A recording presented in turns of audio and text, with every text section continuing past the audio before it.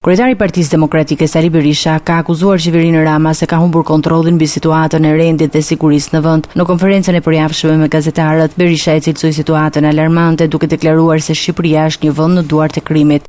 Në Sarand, ai që duhet u ftoj krimin, shkon në diskotek dhe në aktet palejueshme, shqetëson qytetare në lokal, detyron bodyguardët ta nxjerrin si një rrugaç jashtë lokalit dhe pastaj në Elbasan, siç e pat ju, ditën për drek, para kamerave, para gjithë qytetarëve, vrasi i vendos pas kokët tytën e revolës viktimës, i kërkuar, i shumë kërkuar, Ylli Zalla i vendosin tritol në banesë.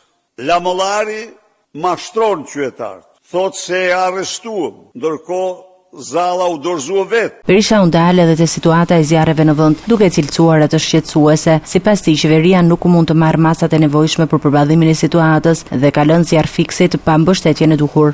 Ndërkohë, zjarret në të Katarant në tërësi janë jashtë kontrolli.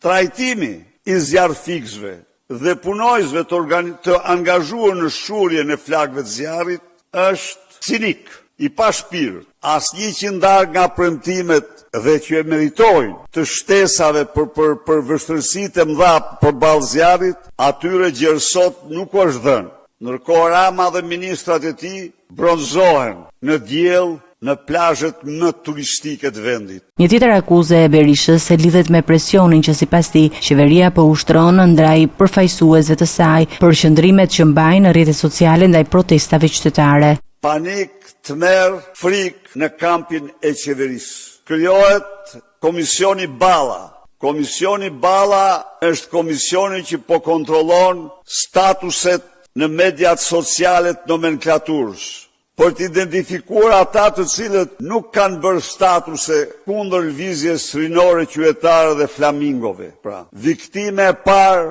e Komisionit Balla do të jetë Niko Peleshi. Gjatë komunikimit me gazetarët, kreu i Partisë Demokratike u rikthye edhe te debati për reformën territoriale. Berisha e cilësoi propozimin e Partisë Socialiste si një platformë për shpopullimin e Shqipërisë, duke kundërshtuar ndryshimet e propozuara në hartën territoriale të vendit. Kjo është platformë e shpopullimit të Shqipërisë më e fuqishme disa herë se ajo Çubriloviçit në Kosovë, sepse kjo de facto privon qytetarët nga shërbimet e domosdoshme për komunitetet në zonat e tyre. Ne natyrisht po e ndjekim, kemi një dhe do vazhdojmë një dialog me qytetarët, do ndërmarrim të gjitha hapat për e duhura për kundërshtimin e saj. Kreu i opozitës i bëri këto deklarime në një kohë kur debati politik është përqendruar te situata e rendit dhe sigurisë, menaxhimi i zjarreve dhe reformat territoriale.